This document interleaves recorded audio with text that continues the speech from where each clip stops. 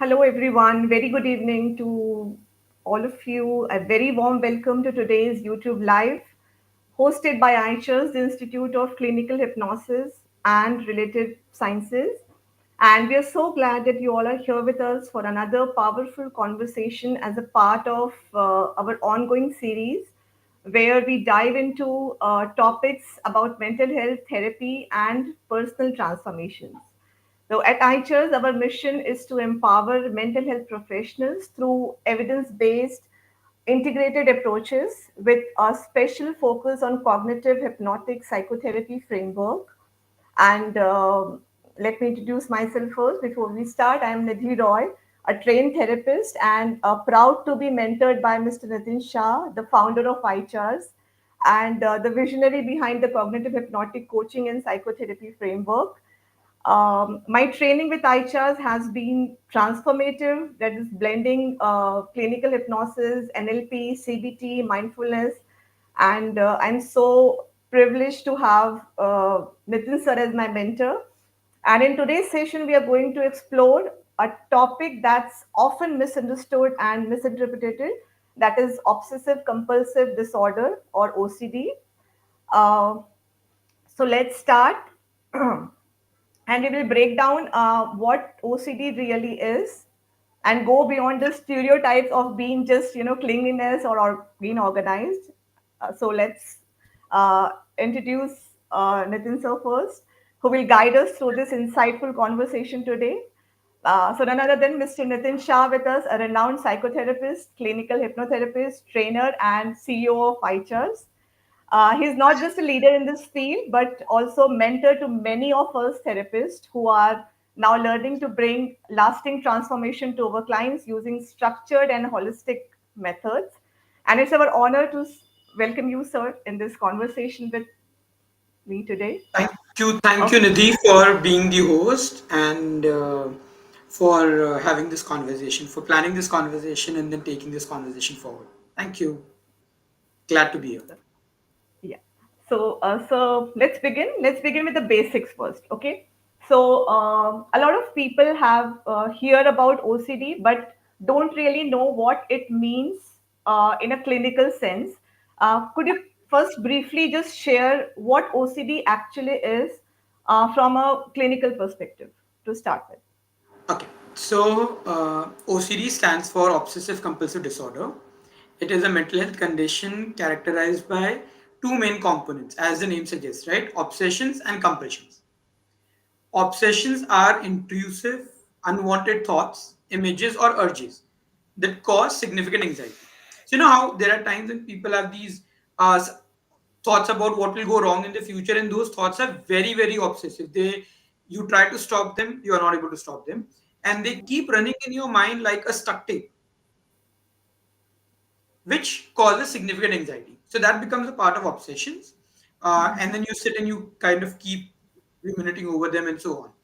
And compulsions would be the repetitive behaviors or mental acts that a person performs to reduce the anxiety that they're experiencing. Um, for example, there are certain people when they have excessive negative thoughts about certain things, they will want to count certain things, right? So for them, that counting is a way of preventing whatever is the thought that is happening in their mind from coming true. Right. Yeah. And that counting also helps them reduce their anxiety. So, unlike how people generally perceive it, OCD is not just about cleanliness, not just about being organized. It is a serious condition that can really disrupt someone's life. Absolutely correct. And now, it's actually a very stereotype that people always think that OCD is just about cleanliness and organizing thing, which is absolutely not. So, why do you think that it's a kind of very limiting factor when it is come? Like, what are the people missing here? I mean, apart from cleanliness and organizing things, what are that people should know about OCD? See, so okay, the thing about cleanliness is that it's very evident when you are very particular about cleanliness and it's something is not clean, Then there are specific areas where people will keep pinpointing, keep things this way, let the things be this way. So that's more visible, more prominent. Right. Mm-hmm. Mm-hmm. But obsessions can be about variety of things. There are people who have obsessions about harming other people. There are Mm-hmm. people who may have religiously blasphemous thoughts. Mm-hmm. Um, there can be people who have constant fear of their own death or the death of someone else. Right. Right? So these these obsessive thoughts can be about a variety of things. The bottom line is these are uncontrollable. Mm-hmm. They Mm-hmm. are um, they are repetitive. They are uncontrollable, and they cause a lot of anxiety, a lot of fear. Mm-hmm. And then when it Absolutely. comes to compulsions, compulsions can be of multiple things. I gave one example of people wanting to repeat certain things. Right? Mm-hmm. There are people who Mm-hmm. will count 1, 2, 3, 4, 5. There are people who will count in a specific way. 1, 3, 7, 10. There are people who will have chants. Or it's almost like a chant that they're repeating constantly in their mind. Mm-hmm. Why? Because it makes them feel that whatever their obsessive thoughts are will not come true. Mm-hmm. Right. There are certain people who may have the compulsion to seek constant assurance. Right. So, uh, any place where you see a person indulging in compulsive behavior which they're not able to control, and yet that behavior is trying to help them overcome certain triggers which are causing a series of thought patterns in their mind. Right, right. And these are more internal behaviors which probably other people around them cannot see. I mean, they have some internal urge to do certain, behave certain way. So the behaviors can be both internal and external.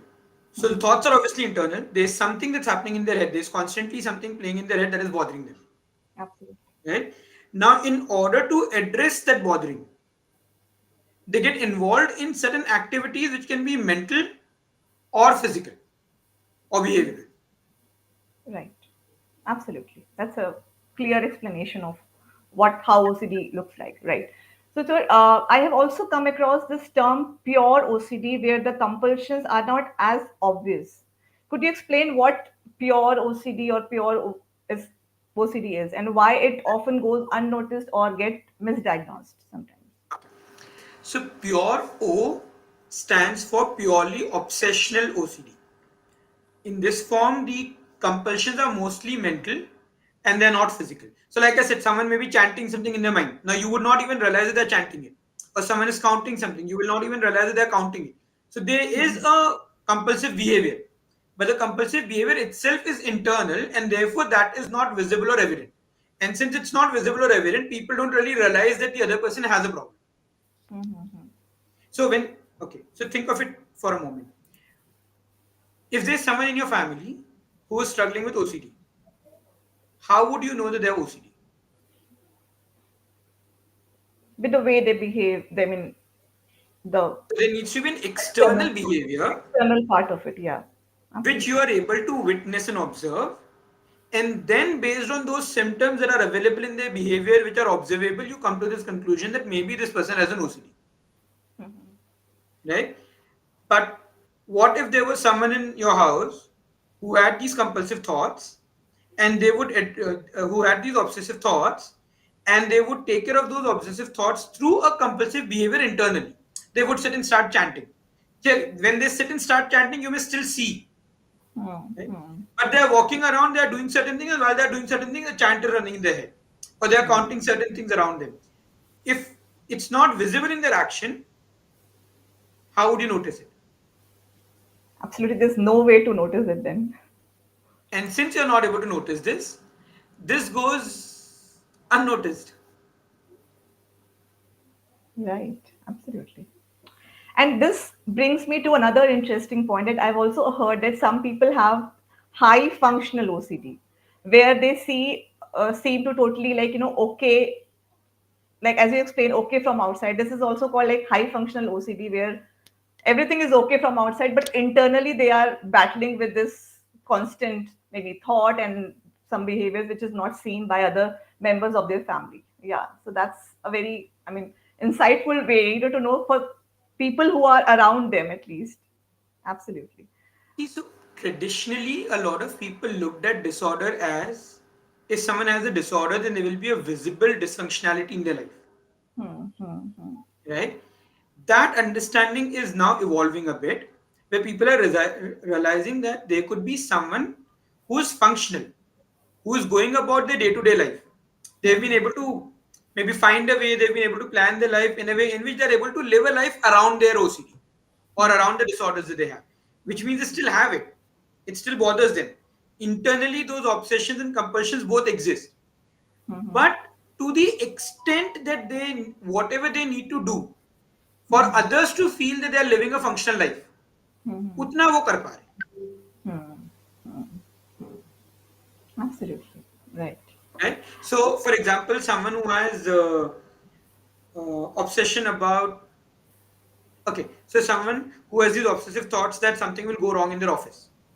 Hmm, Their compulsive behavior is that they go to the office and they move everything on their table three times and then place them in a particular order before they start working, right?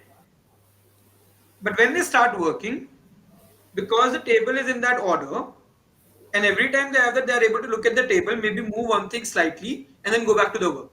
Most people around them wouldn't even realize this, especially if they Absolutely. just go to the office slightly early to ensure that the table has been set up earlier. Yeah. Right. So that's it. Actually. So now so we have spoken about the internal and external symptoms. Let's also talk about hope and help in when somebody is struggling with this, because there is treatment and support available. What kind of therapy or approaches have you seen work best for people dealing with OCD? Because I'll say which is the most popular one and which is the most effective one. So the answer is not necessarily the same, right? Right. So the one which is most prominently used with clients when they come with OCD will be CBT, where clients are made to are helped to become aware of what their thoughts are, be able to be more mindful of their thoughts, be able to control their thoughts or distract themselves when those thoughts come. There are coping strategies that they are taught. Then there will be behavioral experiments where whatever the compulsive behaviors are, Hmm. they are asked to see if they don't do those behaviors, what is the consequence of it.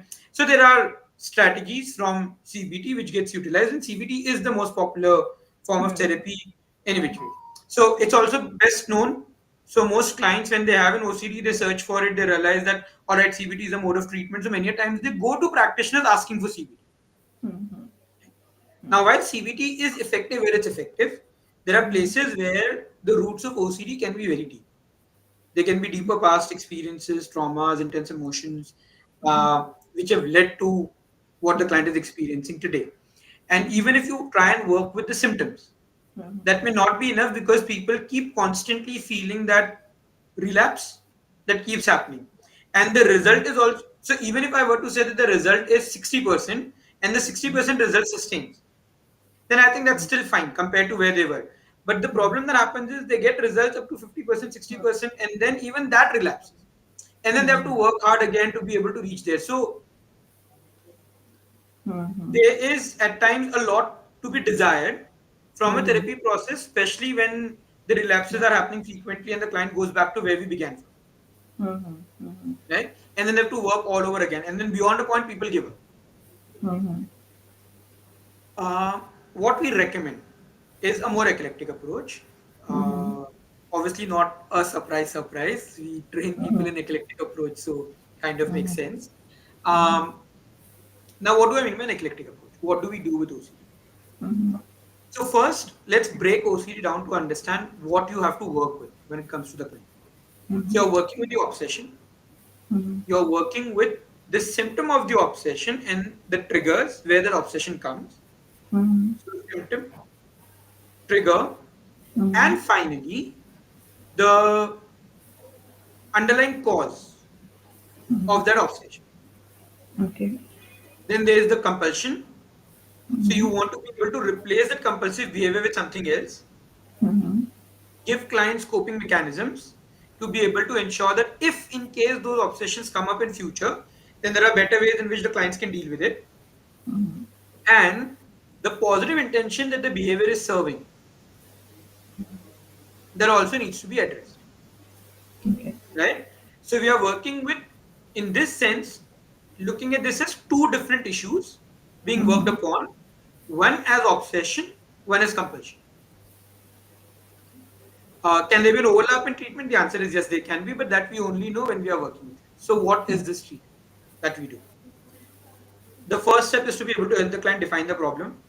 We generally use the ICHARS statement format to do that. Then to help the client identify the outcome, which is the I wish. Now this is fairly straightforward. Clients who have OCD coming to you seeking help are able to define this very clearly. Yeah. Then we want their mind to recognize the importance of overcoming this OCD. Not just from a point of view of कि ये problems नहीं होगी, but how it would actually improve their life. The next step is to focus on the future. What kind of a future would they be able to create for themselves once they are free from this OCD?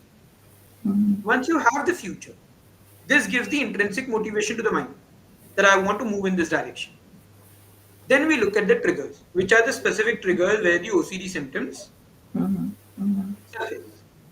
Once we have the triggers, we will still begin primarily with the thought restructuring, and maybe we'll add anchoring on top of it, right? Which will be a common, which basically is a different way of doing CBD in a hypnotic state. But before I come to thought restructuring, I will do a process called transformational metaphor with the clients. Now, why transformational metaphor? Because what we are doing is helping the client represent their entire problem in form of a metaphor. They not only define the problem in terms of metaphor, they also look at the solution in terms of the metaphor. And then symbolically, we help them make this transition in their metaphor from the problem metaphor to the solution metaphor. What we are really doing is planting seeds in the client's mind, that if this problem can be resolved in a symbolic manner in your mind, it can also be resolved in your life, or you can also cope up and learn to deal with this better in your life, Right. right? Absolutely. And that planting of seed plays an extremely important role, because in the coming week, what happens is the client's mind starts working on that seed. It starts nurturing that seed automatically. So when they come for the session, the next session, and we speak about triggers and we work with Venden and anchoring, a lot of times you will notice that the results with Venden and anchoring are quite effective, right? But we are, it's not effective only because of the Venden and anchoring that we have done. It's effective because the prior process that we did about future and the transformational metaphor created the framework where the results were better in the subsequent sessions. Absolutely Now, right. in case you are working with the Venden and anchoring and you realize that there are certain triggers that are not getting addressed by them. Okay.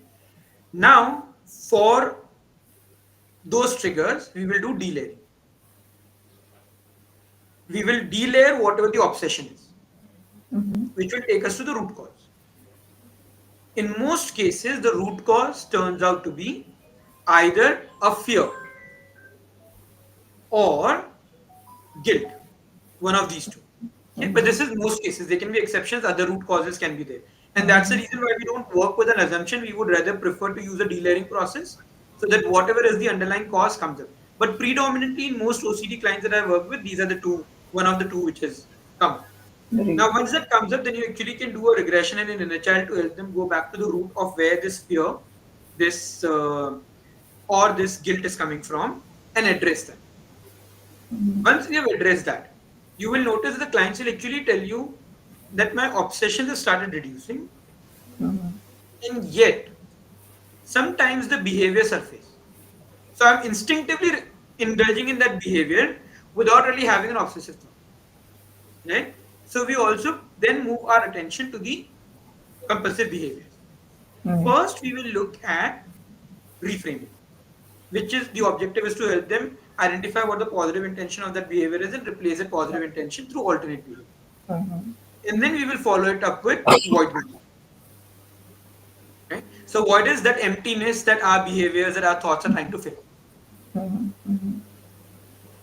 Once we have done this, then we go back to when then for other triggers.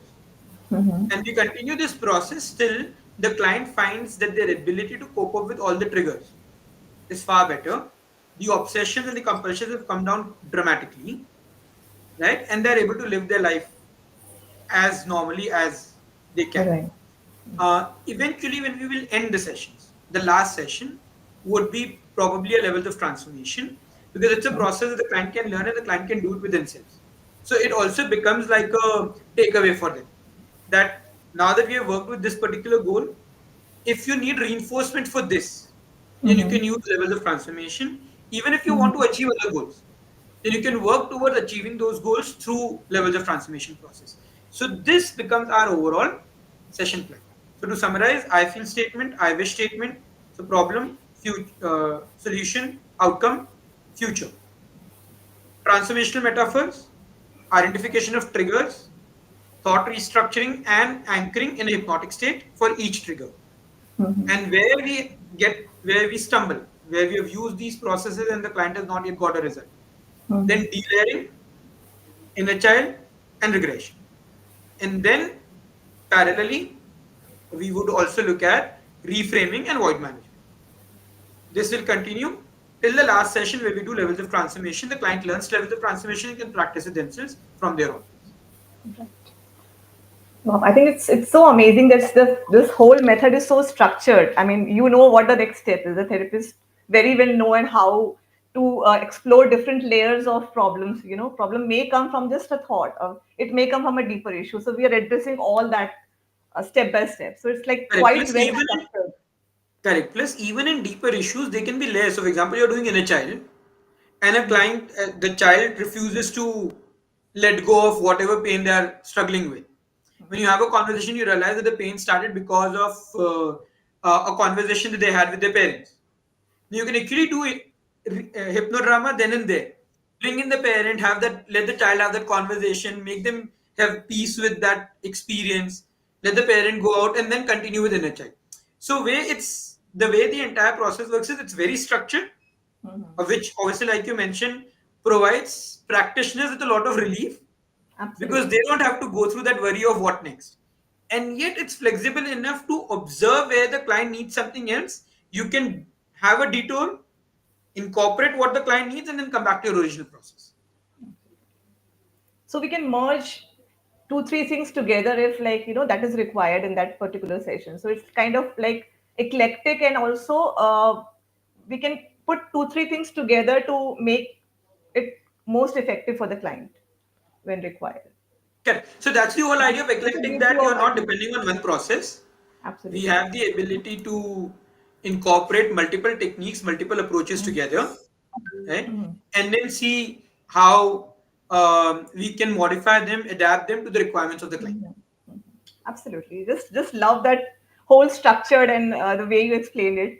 And I think there are many people who also hold back from therapy because they feel that their thoughts are too weird, or they sometimes feel, they don't want to share what they exactly feel from inside, or maybe they are not in a position to exactly frame the way they want to share.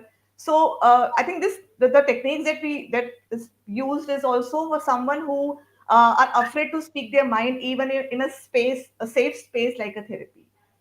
True. So But before I come to answer that, for those of you who are on Instagram and you have asked questions, give me a moment. Once I and Nidhi have carry forward this conversation, I will come back, revisit all the comments on Instagram, and also address any questions that are there. So those of you who are watching us on Instagram or watching us on YouTube, if you have any questions, keep putting them in the comment box, and we will come back to those questions before the end of this conversation. yeah, there are Right? certain So questions in the comment box also here. Yeah. here also, okay. Um, All right, so let me just open it. So, Nidhi, first to come back to what you were saying. So that's true. Sometimes people feel that my thoughts are so bad that I don't want to share them with anyone. Okay, and that's the reason why they don't seek therapy. The truth is, we don't know how bad anyone's thoughts are, because everyone in their mind thinks they have probably the worst kind of thoughts compared to Yes. other people. For all you know, you have certain thoughts that you feel are really bad, and the therapist that you're working with also has certain thoughts which the therapist feels very bad about. So that's just the nature of things. Uh, we can't read each other's minds, so we don't actually know how bad other people's thoughts are, and therefore we feel our thoughts are the worst that people may have. So that's one part of the story. Second, in the way we work, many a times the clients don't even have to share their thoughts, right? So if the client comes and tells me, I want to work with my OCD, I have certain obsessions, but I feel very uncomfortable sharing what my thoughts are. Do they need to share them with me? The answer is no, they don't. What I would need them to tell me is the triggers, which they are happy to share because the triggers are in their environment. Most people are individuals aware of what their Right. triggers are, and their family members are aware of what their triggers are, right? So that is really not as much of a problem. The problem comes when they have to talk about their obsessive thoughts. And in the way we work, that's not necessary because we have processes where clients can go into their own mental spaces, explore those thoughts, identify where are they coming from, and then we can help them address those sources where the thoughts are coming from. So as a therapist, I don't really need to know any of that. If the client is uncomfortable sharing, if the client wants to share, they're obviously free to share all of that. Um, then coming to the next bit about Uh, sorry, was there another question that you asked along with this? I think I've just lost the chain No, of thought. that's only like even if you don't want to share exactly everything, like, that's okay. I mean, we can still work with that those kind of clients who are not ready or who feel weird to share everything, each and every thought that they have. So So, in fact, I actually tell clients sometimes when they are there that I understand that there's a lot that you would like to share, right? Why not keep certain thoughts that you have with yourself till you trust me more? So, now what happens is even if they have obsessive thoughts that they're very uncomfortable about, they generally feel that I have to share it with my therapist. But they are uncomfortable sharing, so they can't. And then later on, when they feel comfortable, they are not able to share because they feel, yeah, पहले हमने नहीं बोला था, so now my therapist will feel that I lied or I did not give enough information. So when I tell clients that, you know what, I know there's a lot that you have in your mind. There may be a lot of obsessive thoughts that you may even want to share. But why not keep some of them with you till you feel completely comfortable with me? So now, if they were uncomfortable, they will keep it with themselves, but they have a justification or an excuse that in future if they want to share with me, they can come back and tell me, Nitin, but last time आपने बोला था that why not keep some of those thoughts with you till you feel more comfortable. I think now I am more comfortable to share it with you. So it also gives them that flexibility to actually be that's able to flexibility. share if they want to share later on. Right, right. We're giving the space and flexibility to the client to be like, if they want to share, they can share. Otherwise, that's okay with them. Right. Perfect. That's so powerful. And for someone watching this live, maybe they might be connecting dots, suspecting like, they have OCD. I'm sure people are now started thinking about it because they get as they get the clarity about OCD. What's the first thing they should do when they know that? What are the steps that they need to take? What do you suggest? See, I generally feel there are certain things which are best addressed when you visit a specialist. So if you are not sure whether you have an OCD or not, okay, just visit a therapist, speak to them once, have a discussion about what your symptoms are, and then take it forward from there. Can I give you certain tips and tricks that you can do with yourself? If you have done those kind of process, for example, reframing can be done with self, right? When then statements can be done with self. But the amount of time and effort you will invest in trying to resolve everything on your own is really not worth compared to just visiting a practitioner, first seeking help from the practitioner to ensure that you are able to address those issues, and then while you're working with the practitioner they will teach you a lot of skills that you can use with yourself going forward. And then subsequently you can always do more courses if you want to do for self help, for self growth, and so on. But when you are in the middle of a crisis where you realize that the issue is big enough for you to now look for options, there please go and visit a therapist. They will do far better job than go to a good therapist. They will do a far better job than you trying to Absolutely. work with yourself. Absolutely. You don't have to be with that condition for so long. You just have an option of visiting a Plus, the therapist. problem that happens is that at times when people try to resolve issues on their own, especially with OCD, for example, they will use a strategy. Let's say if that strategy works, that strategy itself may become a compulsive behavior later on because the underlying root cause for the problem was not resolved. So you are simply replacing one strategy with another strategy, which ends up becoming as compulsive as the previous one. Yes. Right. It will come in as a loop, like for them. Then absolutely. So there are certain questions. Shall we take the questions, sir? Yes, The we can chat take the box. question. So I am Uh, taking the ones on Instagram first, and then we can take the sure. uh, Yeah. ones that are here or that are on the YouTube. Right. So there is one where Certain questions. Shall we take the right. questions? So someone by the name Starseed on Earth has said that what if the obsessive thoughts come and go and aren't as debilitating but do hamper quality of life, right? So generally speaking, you will notice that these are which will um, which are undiagnosed by people around them because the they are not causing dysfunctionality in the performance in the way they are living their life except for the quality of life. Now, if there is a hampering of quality of life, I would still suggest go and visit a practitioner. Right? I can share, matlab, you can just go to ICHARS website, look for Venn statements, and you will have a complete article explaining to you how you can use Venn statements with yourself.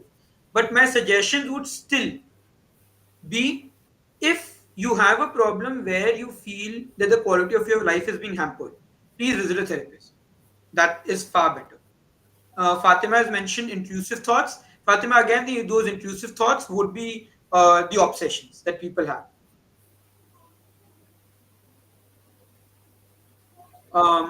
Sakshi has also mentioned normalizing exposure to triggers. So, yes, that will be a part of the story, but not the complete thing. We will also want to work with the underlying cause that people have.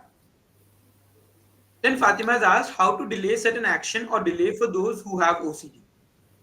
So if you're looking for delay, begin by teaching the person that you're working with mindfulness so that they are more mindful, they are more aware of when the obsessions start and when they start indulging in compulsive behaviors. And then once they're aware of it, then you can use strategies to help them delay it. The strategies can be take 5 deep breaths, and once they're taking deep breaths, generally, if they're able to focus on those breaths, then they may have more control over what is happening in their mind and their behavior. Would it always work? The answer is no. In most cases, it wouldn't. But that may at least delay some of these behaviors that they are indulging in, and hopefully, then they can visit the therapist and seek help. So, mindfulness, breath work, uh, even wellness statement for that matter, can be very effective with people, at least as a way for them to be able to take care of themselves, to be able um, to have certain self-help tools that they can depend on. So this was on Instagram. If you're on Instagram, if you have any follow-up questions, please feel free to ask and I'll take them up again. Moving on to some of the questions that are there on YouTube. So okay. Sakshi has mentioned good evening. So good evening, Sakshi. She's also mentioned that my client OCD relapses. So when there is a relapse, generally these two are the processes that become our go-to processes. One will be end-step reframing, where you're actually exploring the positive intention that the unconscious has behind causing the relapse. Because relapse means that you work with the client got results, there were improvements, and even after the mind supported the process initially, it eventually decided to go back to the original level of problem. So then the mind has to have some reasons to go back to that original level of problem. That's where positive intention comes in traditional psychology. This is also known as secondary gain. So exploring the secondary gain, working with the secondary gain becomes a effective way. um, Reframing is the process that we use for that, and the second process will be void management, that which is almost like a sibling of positive intention, where there is an inherent void that compulsive behavior is trying to fulfill. So we identified the void, we help the client's unconscious find alternate ways of fulfilling that void, and then see how what impact it creates on the OCD and whether the relapse again relapses or not. Chances are unlikely. But these are the two go-to techniques that we generally have: reframing and void management for relapses. Amin has mentioned um, sometimes client get worse conditions of OCD. How can we handle that client? I have just narrated the entire session flow that we do with clients from session one to session last session. Generally, that session flow is quite effective. If you are unaware of some of those techniques that I've mentioned, on the iChar's YouTube channel, there would probably be a video on each of those techniques explaining how to incorporate those techniques. If you have some idea about guided meditation, deep relaxation, mindfulness, hypnosis, you should be able to at least uh, have a way of implementing some of these with your clients. Though my suggestion would be, if you're not extensively trained in the kind of work that we do, then maybe explore the courses, because then under supervision you will learn, you will get to practice. If in future you're working with clients, you can always come back and revisit us and check with us if the process that you're applying is correct, if there are certain changes required or not. So then I would recommend go through an extensive course. But otherwise, as a starting point, these are the starting points. We can also Himani, share the link of those videos here in the comment section after the I live. will share the YouTube playlist on which you will find most of those videos. Okay? And then you have Himani. Himani is also mentioned. Um, so my guardian My has guardian OCD. Sorry, India, please. OCD and feels like high conditioning OCD, and they say that CBT and both medications are not working for them. So, what's the solution for this problem? So Himani, again, what I mentioned earlier, uh, the the way we work, because the idea is to explore both the underlying causes, the root causes of the obsessions and the compulsions, both together and individually, and then be able to work with them. That generally works more effectively than traditional CBT in such cases. Right? The only requirement is that the person who we are working with wants to have the willingness to work with it and go through the process. As long as that is the case, they will generally notice good results with the eclectic approach that is followed by us.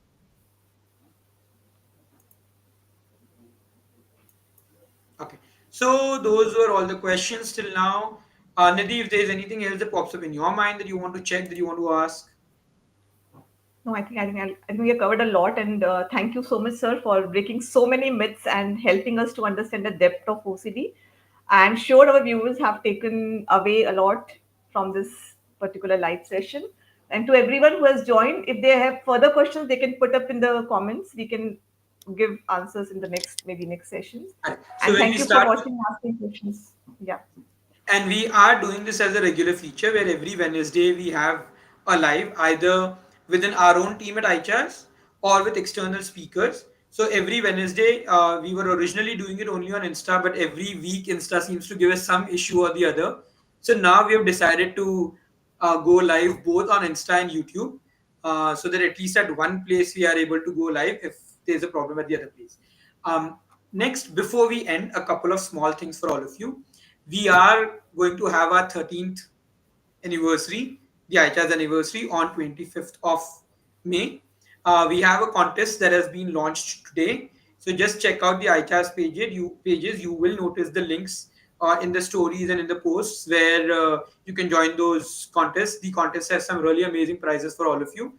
So see them, explore them, join them, participate in them, and hopefully we have a lot of engagement and learning together. Second, on the 24th and 25th, the team has organized a summit where there will be three speaker sessions and a panel discussion on day one, and then three speaker sessions and panel discussion on day two. The details about this are still being put up. Again, on the iChars social media pages, you will find the forms and so on that you can fill up to become a part of those summits. These summits are completely free. During the summits, you will have some really interesting sessions, and people who are participating in each of those sessions, they will also receive a certificate for the session that they've joined. So if you're a psychology student wanting to learn, wanting to explore, this summit can be an interesting summit. Generally, most psychology related summits are paid. We are doing this summit as free as a part of our anniversary celebrations. We plan to do more summits in future, but in all possibilities, they will be paid summits. But this one is completely free. So join the summits, participate in the contest. Hopefully, you get to win something and learn certain things. Thank you. Bye bye. Good night. Take care. Thank you so much. Thank you, sir, for joining us. Thank you, everyone. Thank you, everyone. And thank you, Nidhi, for hosting us again. My pleasure, sir. Thank you. And looking forward for the summit. Sure. Thank Thank you. you.